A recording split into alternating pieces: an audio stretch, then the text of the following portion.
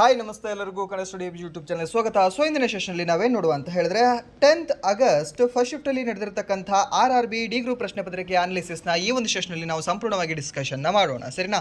So ಹಾಗಾದರೆ ಬನ್ನಿ ವಿಡಿಯೋನ ಸ್ಟಾರ್ಟ್ ಮಾಡುವ. ವಿಡಿಯೋ ಸ್ಟಾರ್ಟ್ ಮಾಡಿದ ಮುಂಚೆ ವಿಡಿಯೋ ಕೊನೆವರೆಗೂ ನೋಡಿ ಅಂತ ಹೇಳಿದೆ. ಹಾಗೆ ವಿಡಿಯೋ ಕೊನೆವರೆಗೂ ನೋಡಿದ ನಂತರ ವಿಡಿಯೋ ಇಷ್ಟ ಆದರೆ ಪ್ಲೀಸ್ ವಿಡಿಯೋನ ಲೈಕ್ ಮಾಡಿ, ಸಬ್ಸ್ಕ್ರೈಬ್ ಮಾಡಿ. ಇಫ್ ನಿಮಗೆ ವಿಡಿಯೋ ಇಷ್ಟ ಆಗಲಿಲ್ಲ ಅಂದರೆ ಸೊ ಆಬ್ವಿಯಸ್ಲಿ ಡಿಸ್ಲೈಕ್ ಮಾಡಿ ಅಂತ ಹೇಳ್ತಾ, ಹಾಗೆ ನಾವು ಇಲ್ಲಿವರೆಗೂ ಮಾಡಿರ್ತಕ್ಕಂಥ ಅನಾಲಿಸಿಸ್ ಕ್ಲಾಸ್ಗಳು, ಕರೆಂಟ್ ಅಫೇರ್ಸ್ ಕ್ಲಾಸ್ಗಳು, GK ಸೈನ್ಸ್ ಕ್ಲಾಸ್ಗಳನ್ನು ಯಾರು ನೋಡಿಲ್ಲ ಅಲ್ವಾ, ಪ್ಲೀಸ್ ನೀವು ಪ್ಲೇಲಿಸ್ಟಲ್ಲಿ ಹೋಗಿ ಚೆಕ್ ಮಾಡ್ಕೊಂಡು ನೋಡ್ಕೊಳ್ಳಿ.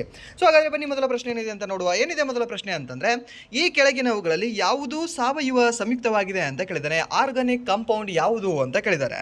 ಈ ಒಂದು ಸೋಡಿಯಂ ಕ್ಲೋರೈಡ್ ನಿಮಗೆ ಆರ್ಗ್ಯಾನಿಕ್ ಕಾಂಪೌಂಡ್ ಕಂಡು ಬರುತ್ತಾ? ಆರ್ಗ್ಯಾನಿಕ್ ಅಲ್ಲ. ಸೊ ಹಾಗಾದರೆ ಇದು ಆಪ್ಷನ್ ಎ ಆಗೋದಿಲ್ಲ. And then carbon dioxide, so ಇದು ಸಹ ಆರ್ಗ್ಯಾನಿಕ್ ಆಗಿರೋದಿಲ್ಲ. ಆ್ಯಂಡ್ ದೆನ್ ನೆಕ್ಸ್ಟ್ ಇಲ್ಲಿ ಮಿಡುಕಿ ಉಳಿದಿರ್ತಕ್ಕಂಥ ಕ್ಲೋರೋಮಿಥೇನ್ ಹಾಗೆ ಮಿಥೇನ್ ಅಂತ ಕೊಟ್ಟಿದ್ದಾರೆ. ಸೊ ಇದಕ್ಕೆ ಸರಿಯಾದ ಉತ್ತರ ಯಾವುದಾಗುತ್ತೆ ಹೇಳ್ಬೋದಾ? ಸೊ ಸಾಕಷ್ಟು ಜನದ ಆನ್ಸರ್ ಏನಾಗಿರುತ್ತೆ ಅಂದರೆ ಮಿಥೇನ್ ಅಂತ ಆಗಿರುತ್ತೆ. ಬಟ್ ನಿಮ್ಗೆ ಗೊತ್ತಿರಲಿ, chloromethane also is an organic compound ಅಂತ ಹೇಳ್ತೇವೆ, ಸರಿನಾ? ಸೊ ಇವೆರಡೂ ಸಹ ಸಾವಯವ ಸಂಯುಕ್ತಗಳಾಗಿದ್ದಾವೆ. ಯಾವುದು? ಈ ಒಂದು CH3Cl ಅಂತ ಹೇಳ್ತೀವಿ, ಹಾಗೆ ಒಂದು CH4 ಅಂತ ಹೇಳ್ತೀವಿ. ಸೊ ಎರಡೂ ಸಹ ಆರ್ಗ್ಯಾನಿಕ್ ಕಾಂಪೌಂಡ್ಗಳಾಗಿದ್ದಾವೆ. ನೆನಪಿಟ್ಕೊಳ್ಳಿ, ಕ್ಲೋರೋಮಿಥೇನ್ ಹಾಗೆ ಮಿಥೇನ್ ಎರಡೂ ಸಾವಯವ ಸಂಯುಕ್ತಗಳು ಅಂತ ಹೇಳ್ತೇವೆ. ಓಕೆ, ಅಂದರೆ ನೆಕ್ಸ್ಟ್ ಇಲ್ಲಿ ಏನು ಕೊಟ್ಟಿದ್ದಾರೆ ಅಂತಂದರೆ, ಈ ಒಂದು ಕ್ಲೋರೋಮಿಥೇನ್ ಮತ್ತು ಮಿಥೈಲ್ ಕ್ಲೋರೈಡ್ ಅಥವಾ ಈ ಒಂದು ಮಿಥೈಲ್ ಕ್ಲೋರೈಡ್ ಇದು ಹ್ಯಾಲೋ ಅಲ್ಕೈನ್ ವರ್ಗದ ಒಂದು ಸ್ಪಷ್ಟ ಸಾವಯವ ಸಂಯುಕ್ತವಾಗಿದೆ. ಸೊ ಯಾವ ವರ್ಗದ? ಹ್ಯಾಲೋ ಅಲ್ಕೈನ್ ವರ್ಗದ ಅಂತ ಹೇಳ್ತೇವೆ. ಇದರಲ್ಲಿ ಕಾರ್ಬನ್ ಪರಮಾಣು ಹೈಡ್ರೋಜನ್ ಮತ್ತು ಕ್ಲೋರಿನ್ಗಳೊಂದಿಗೆ ಸಹ ಸಂಯೋಜಕ ಬಂಧದಿಂದ ಸೇರಿಕೊಂಡಿರ್ತದೆ ಅಂತ ಸಹ ನಾವು ಹೇಳ್ತೇವೆ. ಆ್ಯಂಡ್ ನೆಕ್ಸ್ಟ್ ಇದು ಮಿಥೇನ್ ಏನಿದೆ ಅಲ್ವಾ, ಇದೊಂದು ಸರಳವಾದ ಸ್ಯಾಚುರೇಟೆಡ್ ಹೈಡ್ರೋಕಾರ್ಬನ್ ಅಲ್ಕೈನ್ ಆಗಿದ್ದು ಅಂತ ಹೇಳ್ತೇವೆ. ಸೊ ಇದು ಕಾರ್ಬನ್ ಮತ್ತು ಹೈಡ್ರೋಜನ್ನಿಂದ ರಚಿತವಾಗಿದೆ. ಆ್ಯಂಡ್ ನೆಕ್ಸ್ಟ್ ಒಂದು ಸೋಡಿಯಂ ಕ್ಲೋರೈಡಲ್ಲಿ ಸೊ ಇದೊಂದು ಅಸಾವಯವ ಅಯಾನಿಕ್ ಲವಣವಾಗಿದೆ ಅಂತ ಹೇಳ್ತೀವಿ. ಆ್ಯಂಡ್ ನೆಕ್ಸ್ಟ್ ಒಂದು CO2 ಏನಿದೆ ಅಲ್ವಾ, ಸೊ ಇದು ಐತಿಹಾಸಿಕ ಮತ್ತು ರಚನಾತ್ಮಕ ವರ್ಗೀಕರಣದ ಆಧಾರದ ಮೇಲೆ ಇದರಲ್ಲಿ C ಮತ್ತು H ಬಂಧವಿಲ್ಲದ ಕಾರಣ ಇದನ್ನು ನಾವು ಸಾಮಾನ್ಯವಾಗಿ ಅಸಾವಯವ ಆಕ್ಸೈಡ್ ಎಂದು ಕರೆಯಲಾಗ್ತದೆ, ಅಂದರೆ ಪರಿಗಣಿಸಲಾಗ್ತದೆ ಅಂತ ಹೇಳ್ತೇವೆ.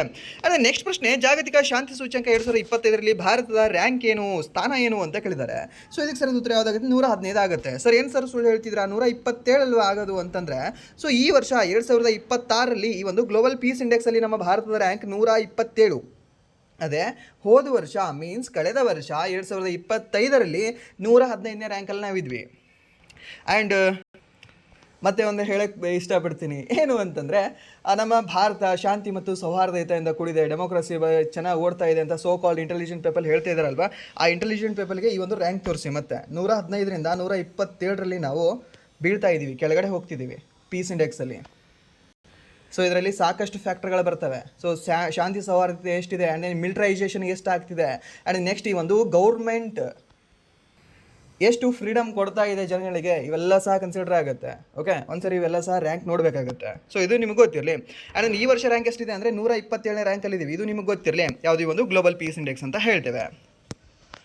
ಆ್ಯಂಡ್ ನೆಕ್ಸ್ಟ್ ಈ ಒಂದು ಸ್ಕೋರ್ ಎಷ್ಟಾಗಿತ್ತು ಅಂತಂದರೆ 2025ರಲ್ಲಿ 2.229 ಅಂತ ಹೇಳ್ತೀವಿ ಸರ್ನಾ. ಸೊ ಇಷ್ಟು ಸ್ಕೋರ್ ಆಗಿತ್ತು. ಆ್ಯಂಡ್ ನೆಕ್ಸ್ಟ್ ಕಳೆದ ವರ್ಷದ್ದು ಅಂತಂದರೆ ಬೇರೆ ಬೇರೆ ದೇಶಗಳು ನಿಮ್ಗೆ ಇಂಪಾರ್ಟೆಂಟ್ ಇರಲ್ಲ, ಬಟ್ ನಿಮ್ಗೆ ಗೊತ್ತಿರಲಿ. ಆ್ಯಂಡ್ ದೆನ್ ಇದರಲ್ಲಿ ಟಾಪಲ್ಲಿ ಯಾವುದಿದೆ ಅಂದರೆ ಐಸ್ಲ್ಯಾಂಡ್ ದೇಶ ಟಾಪಲ್ಲಿದೆ ಅಂತ ಹೇಳ್ತೀವಿ. ಆ್ಯಂಡ್ ನೆಕ್ಸ್ಟ್ ಪ್ರಶ್ನೆ, FIFA ವಿಶ್ವಕಪ್ 2026 ಎಲ್ಲಿ ನಡೆಯಿತು ಅಂತ ಕೇಳಿದಾನೆ. ಎಲ್ಲಿ ನಡೆದಿದೆ? ಒಂದು ಮೆಕ್ಸಿಕೋ, ಕೆನಡಾ ಮತ್ತು ಅಮೆರಿಕಾ ಅಂತ ಹೇಳ್ತೇವೆ. ಸೊ 3 ದೇಶಗಳಲ್ಲಿ ಈ ವರ್ಷ ನಡೆದಿದೆ. ಆ್ಯಂಡ್ ದೆನ್ ಟೋಟಲಿ ಎಷ್ಟು ತಂಡಗಳು ಭಾಗವಹಿಸಿತ್ತು? 48 ತಂಡಗಳು ಈ ವರ್ಷ ಭಾಗವಹಿಸಿದ್ವು ಅಂತ ನಾವು ಹೇಳ್ತೇವೆ. ಆ್ಯಂಡ್ ನೆಕ್ಸ್ಟ್ ಪ್ರಶ್ನೆ, ಇಸ್ರೋನ ಮಿತ್ರ ಮಿಷನ್ ಎಲ್ಲಿ ನಡೆಯಿತು ಅಂತ ಕೇಳಿದಾನೆ. ಎಲ್ಲಿ ನಡೆದಿದೆ ಒಂದು ಮಿತ್ರ ಮಿಷನ್? ಈ ಒಂದು ಮಿತ್ರ ಮಿಷನ್ ಆರಂಭ ಆಗಿರೋದು ಎಲ್ಲಿ ಅಂತಂದರೆ, ಸೊ ಮೀನ್ಸ್ ಇದನ್ನು ನಡೆಸ್ಕೊಟ್ಟಿರೋದು ಎಲ್ಲಿ ಅಂದರೆ ಈ ಒಂದು ಲೇಹ್ ಲಡಾಖ್ ಅಂತ ಹೇಳ್ತೀವಿ. ಯಾಕೆ ಲೇಹ್ ಲಡಾಖಲ್ಲಿ ಇದು ನಡೆದಿತ್ತು ಅಂದರೆ, ಹೈ ಆಲ್ಟಿಟ್ಯೂಡ್ ಪಾಯಿಂಟಲ್ಲಿ ಅವರಿಗೆ ಟ್ರೈನಿಂಗ್ ಕೊಡಬೇಕಾಗಿತ್ತು. ಯಾರಿಗೆ? ಈ ಗಗನಯಾತ್ರಿಗಳಿಗೆ. ಆ 4 ಗಗನಯಾತ್ರಿಗಳೇನಿದಾರಲ್ಲ ಅವರಿಗೆ ಟ್ರೈನಿಂಗ್ ಕೊಡಬೇಕಾಗಿರ್ತಕ್ಕಂಥ ಒಂದು ಅನಲಾಗ್ ಮಿಷನ್ ಯಾವುದು ಅಂದರೆ ಈ ಒಂದು ಮಿಷನ್ ಮಿತ್ರ ಅಂತ ಹೇಳ್ತೀವಿ. ಸೊ ಈ ಒಂದು ಮಿಷನ್ ಮಿತ್ರ ಕಾರಣಕ್ಕಾಗಿ ಸೊ ಅವರಿಗೆ ಸ್ವಲ್ಪ ಆಕ್ಸಿಜನ್ ಕಡಿಮೆ ಇರತಕ್ಕಂಥ ಲೆವೆಲ್ ಎಲ್ಲಿ ಸಿಗುತ್ತೆ ನಿಮಗೆ? ಸ್ವಲ್ಪ ಹೈ ಆಲ್ಟಿಟ್ಯೂಡ್ ಇದ್ದಲ್ಲಿ ನಿಮಗೆ ಆಕ್ಸಿಜನ್ ಲೆವೆಲ್ ಕಡಿಮೆ ಸಿಗುತ್ತೆ ಅಲ್ವಾ? ಸೊ ಆ ಕಾರಣಕ್ಕಾಗಿ ಲೇಹ್ ಲಡಾಖನ್ನು ಚೂಸ್ ಮಾಡ್ಕೊಳ್ತಾರೆ. ಹಾಗಾದರೆ ಒಂದು ಮಿತ್ರ ಮಿಷನ್ನ ಒಂದು ಫುಲ್ ಫಾರ್ಮ್ ಏನು ಅಂತ ಹೇಳ್ಬೋದಾ ಯಾರಾದರೂ? ಹೇಳಿ ನೋಡುವ, ಇದನ್ನು ಕಾಮೆಂಟ್ ಮಾಡಿ. ಓಕೆ, ಸೊ ಮಿತ್ರ ಮಿಷನ್, ಸೊ ಇದು ಕೇಳೋ ಚಾನ್ಸ್ ಸ್ವಲ್ಪ ಇರುತ್ತೆ.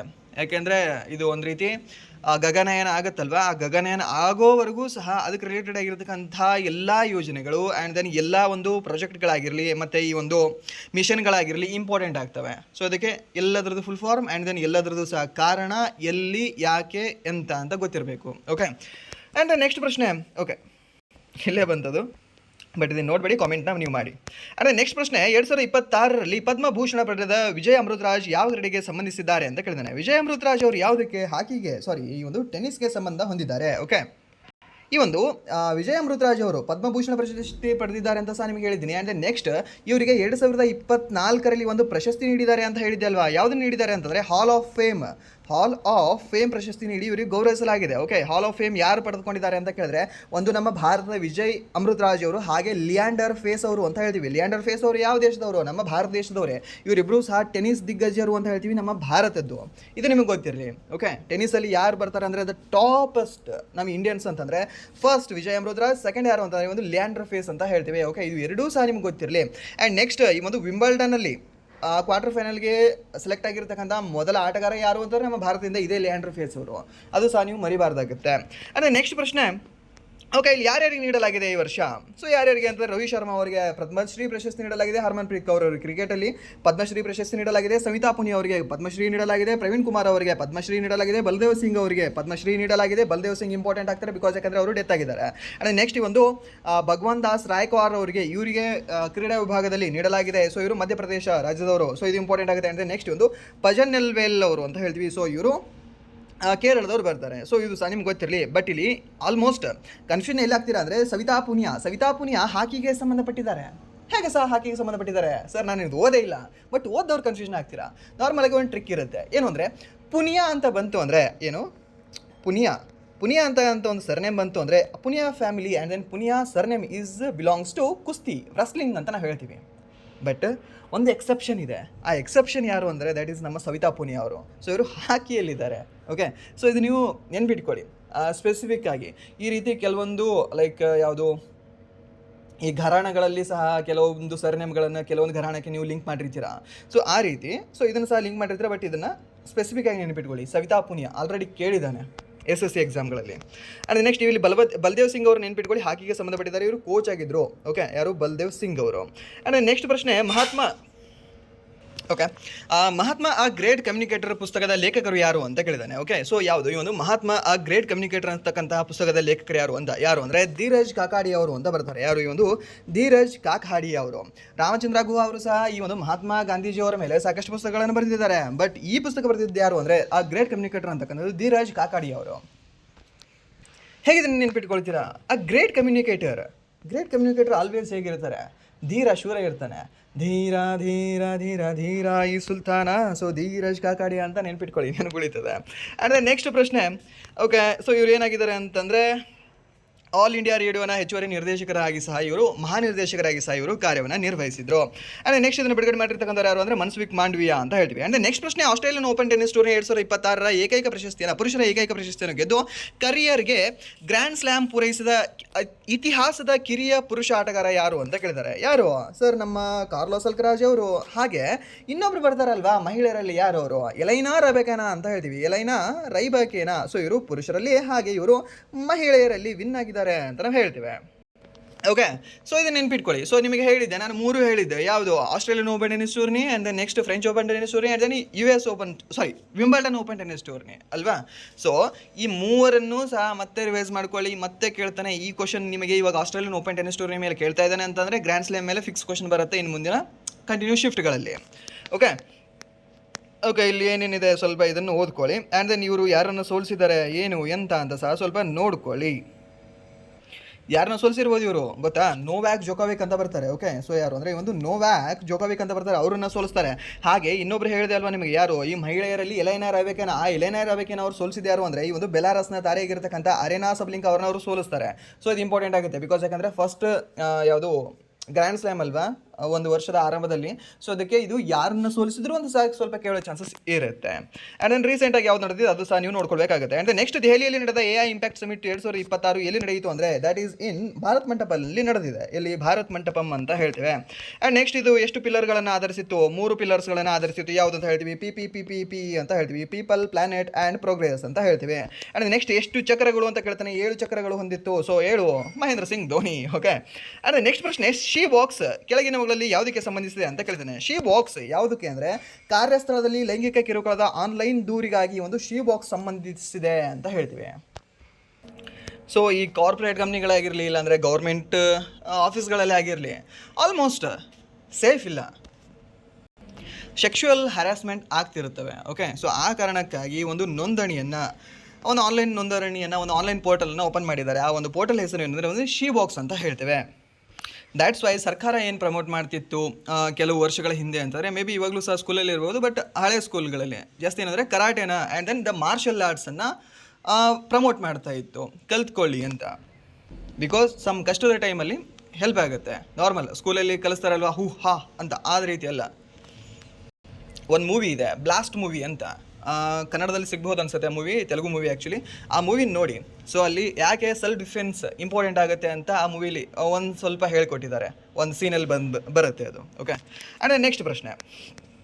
ಓಕೆ, ಇದನ್ನೆಲ್ಲ ಸಹ ಸ್ವಲ್ಪ ನೆನ್ಪಿಟ್ಕೊಳ್ಳಿ. ಅಂದರೆ ನೆಕ್ಸ್ಟ್ ಮುಂದಿನ ಪ್ರಶ್ನೆ. ಅಸ್ಸಾಂನ ಪ್ರಸಿದ್ಧ ರಾಕ್ ಸ್ಟಾರ್ ಮತ್ತು ಗಾಯಕ ಜುಬಿನ್ ಗರ್ಗ್ ಅವರ ಜೀವನಾಧಾರಿತ the voice that bridge worlds ಪುಸ್ತಕದ ಲೇಖಕರು ಯಾರು ಅಂತ ಕೇಳಿದ್ದಾರೆ. ಯಾರು ಬರೆದಿದ್ದಾರೆ ಈ ಒಂದು ಪುಸ್ತಕ ಅಂತಂದರೆ ಒಂದು ಪ್ರೊಸೆನ್ಜೀತ್ ನಾಥ್ ಅವರು ಅಂತ ಹೇಳ್ತೀವಿ. ಯಾರು ಅಂದರೆ ಒಂದು ಪ್ರೊಸೆನ್ಜೀತ್ ನಾಥ್ ಅವರು ಇವರ ಮೇಲೆ ಒಂದು ಪುಸ್ತಕವನ್ನು ಬರೆದಿದ್ದಾರೆ. ಪ್ರೊಸೆನ್ಜೀತ್ ನಾಥ್ ಯಾರು?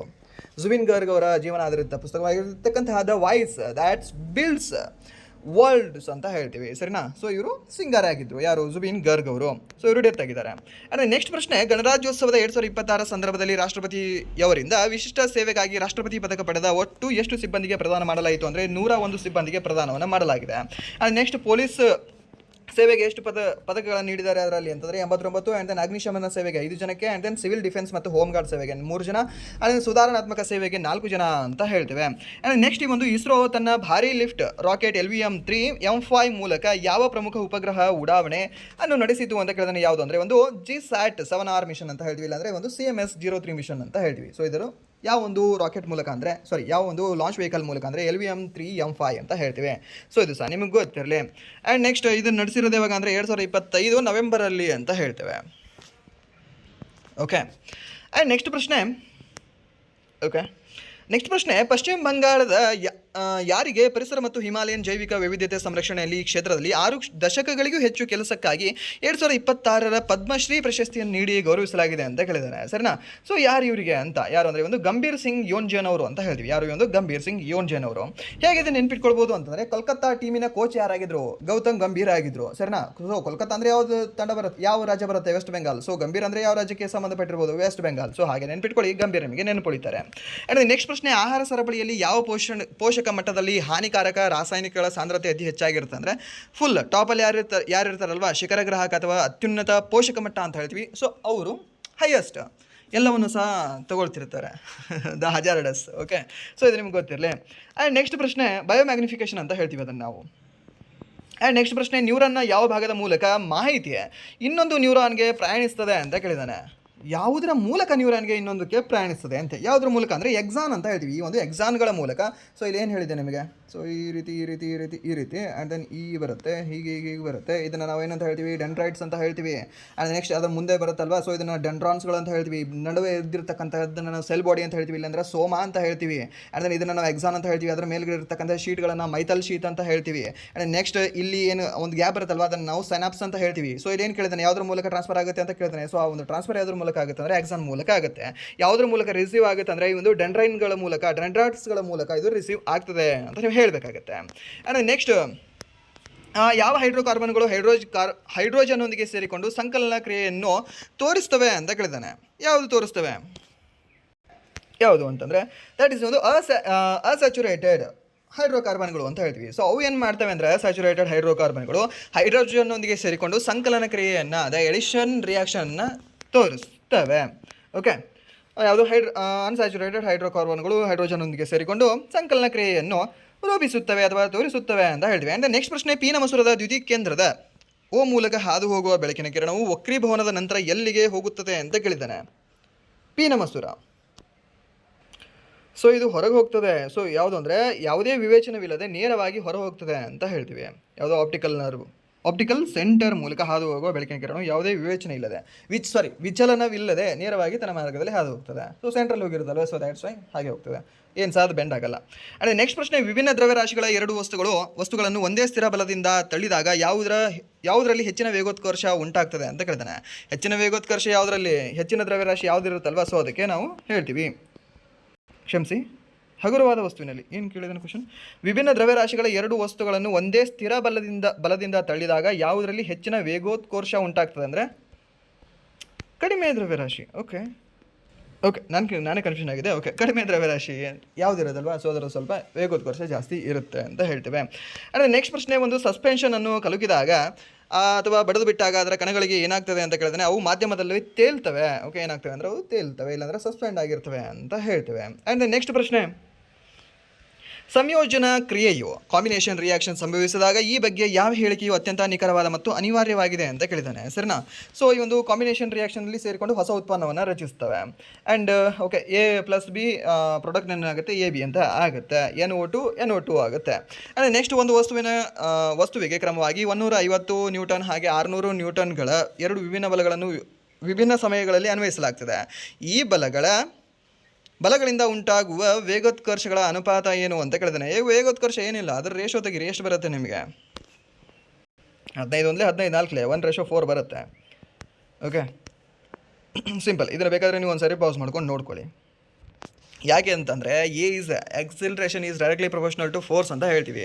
ಸೊ ದ್ಯಾಟ್ಸ್ ವೈ ಈ A1/A2 = F1/F2 ಆಗ್ತದೆ.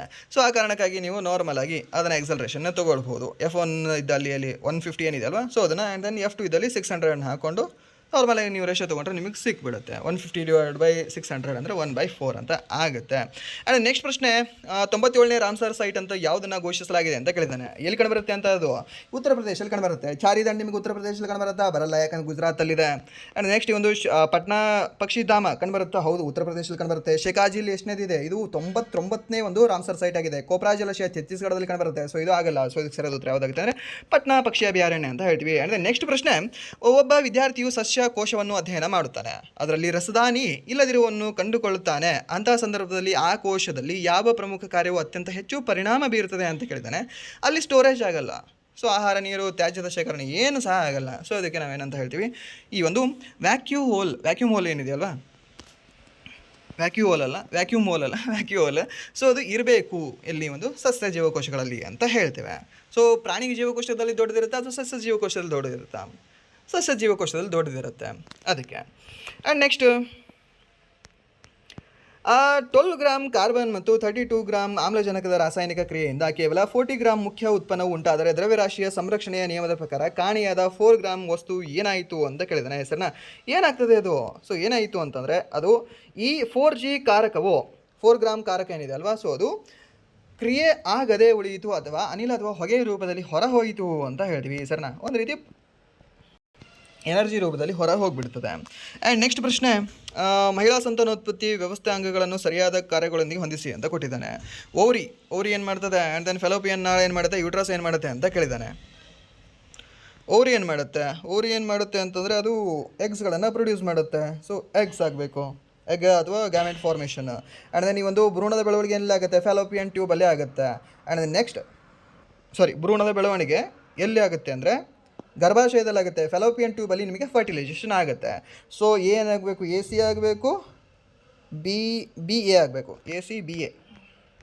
Okay, ACBA 3B. Okay, option ಅದೇ ಇದೆ ನೋಡಿ, ಸಿಂಪಲ್.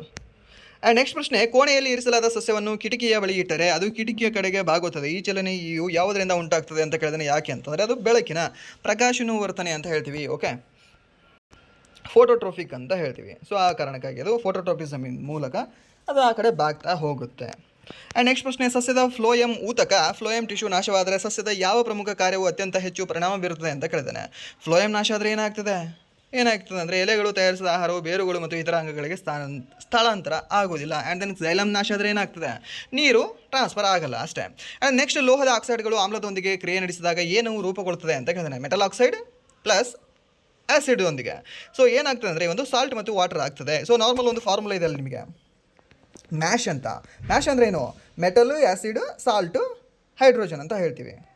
ಸೊ ಇಲ್ಲಿ ಕಾರ್ಬನೇಟ್ ಇರೋದ್ರಿಂದ ಹೈಡ್ರೋಜನ್ ಬದಲಾಗಿ ವಾಟರ್ ಅಂತ ಹೇಳ್ತೀವಿ. ಓಕೆ, ಸೊ ಇದು ನಿಮಗೆ ಗೊತ್ತಿರಲಿ. ಆ್ಯಂಡ್ ನೆಕ್ಸ್ಟ್, ಸುಮಾರು 15 ಕಿಲೋಮೀಟರ್ ಎತ್ತರಕ್ಕೆ ಹೋದಾಗ ವಾಯು ಬಲೂನಿನ ಸುತ್ತಲಿನ ತಾಪಮಾನವು ಹೆಚ್ಚಾಗುವ ಪ್ರಮುಖ ಕಾರಣ ಯಾವುದು ಅಂತ ಕೇಳಿದ್ದಾನೆ. ಯಾಕೆಂದರೆ ಒಂದು UV ರೇಗಳನ್ನು ಹೀರ್ಕೊಳ್ತದೆ. ಯಾವುದು? ಓಝೋನ್. ಸೊ ರೀಸೆಂಟಾಗಿ ಒಂದು ಕ್ವಶನ್ ಪೇಪರ್ ನೋಡ್ತಿದ್ದೆ ನಾನು. ಏನಂತಂದರೆ ಕ್ವಶನ್ ಸಕ್ಕದಾಗಿ ಕೇಳಿದ್ದಾನೆ. ನೋಡಿದ್ರೆ ಕನ್ಫ್ಯೂಷನ್ ಆಗಬೇಕು. ಈ ಓಝೋನ್ ರೇಗಳು ಈ ಕೆಳಗಿನ ಕಾರ್ಯವನ್ನು ಮಾಡ್ತವೆ ಅಂತ. ಆಪ್ಷನ್ ಎ ಯು ವಿ ಕಿರಣಗಳನ್ನು ಹೀರಿಕೊಳ್ತವೆ. ಆಪ್ಷನ್ ಬಿ ಯು ವಿ ಕಿರಣಗಳನ್ನು ರಿಫ್ಲೆಕ್ಟ್ ಮಾಡ್ತವೆ. ಆಪ್ಷನ್ ಸಿ ಯು ವಿ ಕಿರಣಗಳನ್ನು ನಾಶ ಮಾಡ್ತವೆ. ಆಪ್ಷನ್ ಡಿ ಸಮಥಿಂಗ್ ಏನೋ ಕೊಟ್ಟಿದ್ದ. ಸೊ ಇದರಲ್ಲಿ ಯಾವುದಾಗುತ್ತೆ ಅಂದರೆ ಅದು ಅಬ್ಸರ್ವ್ ಮಾಡ್ತವೆ, ರಿಫ್ಲೆಕ್ಟ್ ಮಾಡಲ್ಲ, ಅಬ್ಸರ್ವ್ ಮಾಡ್ತವೆ. ಯಾವುದು? ಓಝೋನ್ಗಳು. ಓಕೆ, ಇದು ಸಹ ನಿಮ್ಗೆ ಗೊತ್ತಿರಲಿ. ಓಝೋನ್ ಅಬ್ಸರ್ವ್ ಮಾಡ್ತವೆ, ರಿಫ್ಲೆಕ್ಟ್ ಮಾಡಲ್ಲ. ಇದು ನಿಮಗೆ ಗೊತ್ತಿರಲಿ. ಭೂಮಿ ಏನು ಮಾಡುತ್ತೆ? ರಿಫ್ಲೆಕ್ಟ್ ಮಾಡುತ್ತೆ. ಓಕೆ, ಆ್ಯಂಡ್ ನೆಕ್ಸ್ಟ್ ಪ್ರಶ್ನೆ, ಮನೆಯ ವಿದ್ಯುತ್ ತಂತಿಗಳಲ್ಲಿ ತಾಮ್ರವನ್ನು ಬಳಸಲು ಅತ್ಯುತ್ತಮ ಕಾರಣ ಯಾಕೆ ಅಂತಂದರೆ, ಸೊ ಇದರ ಒಂದು ವಾಹಕತೆ ಚೆನ್ನಾಗಿರುತ್ತೆ, ಕಂಡಕ್ಷನ್ ಜಾಸ್ತಿ ಇರುತ್ತೆ. ಆ್ಯಂಡ್ ನೆಕ್ಸ್ಟ್ ಒಂದು ರೆಸಿಸ್ಟಿವಿಟಿ ಏನಿದೆ ಅಲ್ವಾ ಅದು ಕಡಿಮೆ ಇರುತ್ತೆ. ರೆಸಿಸ್ಟೆನ್ಸ್ ಏನಿದೆ ಅಲ್ವಾ ಅದು ಕಡಿಮೆ ಇರುತ್ತೆ. ಆ್ಯಂಡ್ ರೆಸಿಸ್ಟಿವಿಟಿ ಸಹ ಸ್ವಲ್ಪ ಕಡಿಮೆ ಇರೋ ಕಾರಣದಿಂದಾಗಿ ನಾವು ಕಾಪರನ್ನು ಯೂಸ್ ಮಾಡ್ತೀವಿ. ಸೊ ಕಾಪರ್ ಬದಲಾಗಿ ನಾವು ಅಲ್ಯೂಮಿನಿಯಂ ಯೂಸ್ ಮಾಡಬಹುದು. ಕಾಸ್ಟ್ ಕಟಿಂಗ್ ಆಗುತ್ತೆ ಅಷ್ಟೇ. ಬಟ್ ನಾವು better and the futuristic think ಮಾಡಿಕೊಂಡು ಕಾಪರ್ನ ಯೂಸ್ ಮಾಡ್ಕೊಳ್ತೀವಿ, ಅಂದರೆ ಲಾಂಗ್ ಲೈಫ್ ಬರಲಿ ಅಂತ ಮನೆಯಲ್ಲಿ. ಆ್ಯಂಡ್ ನೆಕ್ಸ್ಟ್, ಈ ಒಂದು ನಗರದಲ್ಲಿ ವಿದ್ಯುತ್ ಪೂರೈಕೆಗಾಗಿ ಹೊಸ ಶಕ್ತಿ ಸ್ಥಾವರವನ್ನು ಸ್ಥಾಪಿಸಬೇಕಾಗಿದ್ದು ಅದು ಕಡ್ಡಾಯವಾಗಿ ನವೀಕರಣೀಯ, ರಿನ್ಯೂವಬಲ್ ಆಗಿರಬೇಕು. ಸೊ ರಿನ್ಯೂವಬಲ್ ಆಗಿರಬೇಕು ಅಂದರೆ ಅದನ್ನು ನಾವು ಸೌರಶಕ್ತಿ ಅಂತ ಹೇಳ್ತೀವಿ. ಆ್ಯಂಡ್ ನೆಕ್ಸ್ಟ್, ಸಲ್ಫೈಡ್ ಅದಿರುಗಳನ್ನು ಲೋಹದ ಆಕ್ಸೈಡ್ಗಳಾಗಿ ಪರಿವರ್ತಿಸಲು ಪ್ರಮುಖವಾಗಿ ಯಾವ ವಿಧಾನವನ್ನು ಬಳಸಲಾಗ್ತದೆ? ಸಲ್ಫೈಡ್ ಅಂತ ಬಂದರೆ ಒಂದೇ ನೆನಪಿಟ್ಕೊಳ್ಳಿ, roasting. Okay, so sulphide roasting ಒಂದು 20 ಸರಿ ಹೇಳಿ. ಈ ಕ್ವಶನ್ ಫಿಕ್ಸ್ ಕೇಳ್ತಾನೆ. ಆರ್ ಆರ್ ಬಿಲಿ ಯಾವುದು ಅಂತಂದರೆ ಒಂದು specially D group, ALP, technician and JE ಎಕ್ಸಾಮಲ್ಲಿ ಇದನ್ನು ಕೇಳೇ ಇಲ್ಲ ಅಂತಿಲ್ಲ, ಪ್ರತಿ ವರ್ಷ ಕೇಳ್ತಾನೆ ಅನಿಸುತ್ತೆ. ಇದನ್ನು ಪ್ರತಿ ಯಾವ್ದು ಎಕ್ಸಾಮ್ ನಡೆಸ್ತದಲ್ವ ಆ ಎಕ್ಸಾಮಲ್ಲಿ ಈ ಕ್ವಶನ್ ಬಂದೇ ಬರುತ್ತೆ. ಸೊ ಅದಕ್ಕೆ ಇದನ್ನು ಸ್ವಲ್ಪ ನೋಡ್ಕೊಳ್ಳಿ. ಆ್ಯಂಡ್ ನೆಕ್ಸ್ಟ್ ಪ್ರಶ್ನೆ, ಯಾವ ರೀತಿಯ ಶ್ವಸನದಲ್ಲಿ ಆಮ್ಲಜನಕ ಅನುಪಸ್ಥಿತಿ ಇರುತ್ತದೆ ಮತ್ತು ಕಡಿಮೆ ಪ್ರಮಾಣದ ATP ಉತ್ಪಾದಿಸ್ತದೆ ಅಂತ ಕೇಳಿದ್ರೆ ಅವಾಯುವ್ಯ ಅಂತ ಹೇಳ್ತೀವಿ. ಆ್ಯನರೋಬಿಕ್ ರೆಸ್ಪಿರೇಷನ್ ಅಂತ ಹೇಳ್ತೀವಿ. ಆ್ಯನರೋಬಿಕ್ ರೆಸ್ಪಿರೇಷನ್ ಎಲ್ಲಿ ನಡುತ್ತೆ ಅಂದರೆ ಸೈಟೋಪ್ಲಾಸಮಲ್ಲಿ ನಡುತ್ತೆ. ಏರೋಬಿಕ್ ರೆಸ್ಪಿರೇಷನ್ ಎಲ್ಲಿ ನಡೀತೆ ಅಂದರೆ ಮೈಟೋಕಾಂಡ್ರಿಯಾದಲ್ಲಿ ನಡೀತದೆ. ಸೊ ಇದು ಎರಡು ಸಹ ನಿಮಗೆ ಡಿಫ್ರೆನ್ಸ್ ಗೊತ್ತಿರಬೇಕಾಗಿತ್ತೆ. ಆ್ಯಂಡ್ ನೆಕ್ಸ್ಟ್ ಪ್ರಶ್ನೆ, ಒಬ್ಬ ವ್ಯಕ್ತಿಯು ನಿಯಮಿತವಾಗಿ ಸಿಗರೇಟ್ ಸೇದಿದರೆ ಈ ಕೆಳಗಿನ ಯಾವ ಕ್ಯಾನ್ಸರ್ ಆಗುವ ಹೆಚ್ಚಿನ ಅಪಾಯವಿರುತ್ತದೆ ಅಂತ ಕೇಳಿದಾನೆ. ನಿಯಮಿತವಾಗಿ ಅಂತಂದರೆ ನಿಯಮಿತವಾಗಿ ಮೀನ್ಸ್ ಕಡಿಮೆ ಅಂತಲ್ಲ, ಕಂಟಿನ್ಯೂ ಆಗಿ ಸೇದ್ತಾ ಹೋದರೆ ಏನಾಗ್ತದೆ ಅವನಿಗೆ? ಲಂಗ್ ಕ್ಯಾನ್ಸರ್ ಆಗ್ತದೆ. ಬ್ರೀದಿಂಗ್ ಕಾಸಸ್ ಬ್ರಾಂಕೈಟಿಸ್ ಅಂತ ಹೇಳ್ತೀವಿ ಗೊತ್ತಾ? ಯಾವುದೋ ಒಂದು ಫಿಲ್ಮಲ್ಲಿ ಡೈಲಾಗ್ ಇದೆ ಇದು ಅಲ್ವಾ? ಸೊ ಈ ಒಂದು ಬ್ರಾಂಕೈಟಿಸ್ ಆಗುತ್ತೆ. ಆ್ಯಂಡ್ ದೆನ್ ಈ ಒಂದು ಲಂಗ್ಸ್ ಕ್ಯಾನ್ಸರ್ ಆಗುತ್ತೆ. ಇವೆಲ್ಲವೂ ಸಹ ಕಾರಣ ಆಗುತ್ತೆ. ಆ್ಯಂಡ್ ನೆಕ್ಸ್ಟ್ ಪೀಳಿಗೆ ಹುಟ್ಟಿ ಬರೋದಕ್ಕೆ ಅದಕ್ಕೆ ಸಹ ಪ್ರಾಬ್ಲಮ್ ಆಗುತ್ತೆ. ಫರ್ಟಿಲೈಸೇಷನಲ್ಲಿ ಅದು ಸಹ ಗೊತ್ತಿರಲಿ. ಓಕೆ, ಆ್ಯಂಡ್ ನೆಕ್ಸ್ಟ್ ಪ್ರಶ್ನೆ, ಈ ಒಂದು ಕ್ಲಾಸಿನ ಕೊನೆಯ ಪ್ರಶ್ನೆ, ಹಾಗೆ ಹೋಮ್ವರ್ಕ್ ಪ್ರಶ್ನೆ. ಈ ವೇಗ ಮತ್ತು ಕಾಲ, ವೆಲಾಸಿಟಿ ಆ್ಯಂಡ್ ಟೈಮ್ ನಕ್ಷೆಯಲ್ಲಿ ಒಂದು ನೇರವಾದ ಓಟದ ರೇಖೆಯು ಈ ಕೆಳಗಿನ ಯಾವುದನ್ನು ಪ್ರದರ್ಶಿಸ್ತದೆ ಅಂತ ಕೇಳಿದ್ದಾನೆ. ಓಕೆ, ಸೊ ಈ ವೆಲಾಸಿಟಿ ಹಾಗೆ ಟೈಮ್ ಏನಿದೆ ಅಲ್ವಾ, ಸೊ ಇದೊಂದು ನೇರವಾದ ರೇಖೆಯು ಯಾವುದನ್ನು ಪ್ರದರ್ಶಿಸ್ತಿರಬಹುದು? ಇದು ವೇಗ ಸ್ಥಿರವಾಗಿದೆ, ವೇಗೋತ್ಕರ್ಷ ಸ್ಥಿರವಾಗಿದೆ, ವೇಗವು ಚಲನೆಯಲ್ಲಿದೆ, ವೇಗೋತ್ಕರ್ಷವು ಚಲನೆಯಲ್ಲಿದೆ ಅಂತ ಕೊಟ್ಟಿದ್ದಾನೆ. ಸೊ ಇದನ್ನು ಹೋಮ್ವರ್ಕ್ ಪ್ರಶ್ನೆಯಾಗಿ ತಗೊಳ್ಳಿ. ಆ್ಯಂಡ್ ಈ ಒಂದು ಹೋಮ್ವರ್ಕ್ ಪ್ರಶ್ನೆಗೆ ನೀವು ಕಾಮೆಂಟ್ ಮೂಲಕ ಉತ್ತರವನ್ನು ತಿಳಿಸಿ ಅಂತ ಹೇಳ್ತಾ, ಹಾಗೆ ಇಲ್ಲಿವರೆಗೂ ವಿಡಿಯೋ ನೋಡೋದಕ್ಕಾಗಿ ಫಸ್ಟ್ ಆಫ್ ಆಲ್ ಧನ್ಯವಾದಗಳು. ಹಾಗೆ ವಿಡಿಯೋ ಇಲ್ಲಿವರೆಗೂ ನೋಡಿ ನಿಮಗೆ ಏನಾದರೂ ವಿಡಿಯೋ ಇಷ್ಟ ಆಗಿದ್ರೆ ಪ್ಲೀಸ್ ವಿಡಿಯೋನ ಲೈಕ್ ಮಾಡಿ, ಸಬ್ಸ್ಕ್ರೈಬ್ ಮಾಡಿ. ಇಫ್ ನಿಮಗೆ ವಿಡಿಯೋ ಇಷ್ಟ ಆಗಲಿಲ್ಲ ಅಂದರೆ ಸೊ ಬಿಸ್ಲಿ ಡಿಸ್ಲೈಕ್ ಮಾಡಿ ಅಂತ ಹೇಳ್ತಾ, ಹಾಗೆ ಇನ್ನೊಂದು ವಿನಂತಿ ಏನು ಅಂತಂದರೆ, ಯಾರ್ಯಾರು ಕಾಮೆಂಟ್ ಮಾಡ್ತೀರಾ ಅಲ್ವಾ, ಸೊ ನೀವು ಸಹ ಸಬ್ಸ್ಕ್ರೈಬ್ ಮಾಡಿ ಚಾನಲ್ಗಳಿಗೆ. ಆ್ಯಂಡ್ ನೆಕ್ಸ್ಟ್ ಸಮ್ ಆಸ್ಪಿರೆಂಟ್ಸ್ ಕೇಳ್ತಾ ಇದ್ರು, ಸರ್ ಪ್ಯಾಟರ್ನ್ ಹೀಗೆ ರನ್ ಆಗ್ತಿದೆಯಾ ಅಂತ, ಲೈಕ್ ಕ್ವಶನ್ ಪೇಪರ್ ಪ್ಯಾಟರ್ನ್. ಹೌದು, ಸೇಮ್ ಪ್ಯಾಟರ್ನ್ ರನ್ ಆಗ್ತಿದೆ. ಬಟ್ ಈಗ ಬರ್ತಕ್ಕಂಥ ಕ್ವಶನ್ ಪೇಪರ್ಗಳಲ್ಲಿ ಏನು ಅಂದರೆ, ಕರೆಂಟ್ ಅಫೇರ್ಸ್ 6 ಮಂತಿದು 70%, ಆ್ಯಂಡ್ ದೆನ್ ಲಾಸ್ಟ್ ಅದಕ್ಕಿಂತ ಹಿಂದಿನ ಒಂದು 3 ತಿಂಗಳದು, ಲೈಕ್ ಅಕ್ಟೋಬರ್, ನವೆಂಬರ್, ಡಿಸೆಂಬರ್, ಆ 3 ತಿಂಗಳದು ಒಂದು 30% ಕೇಳ್ತಾ ಇದ್ದಾನೆ. 70-30. ಸೊ ಮೀನ್ಸ್ 17 ಕ್ವಶನ್ ಈ ವರ್ಷದ್ದು, ಒಂದು 3 ಕ್ವಶನ್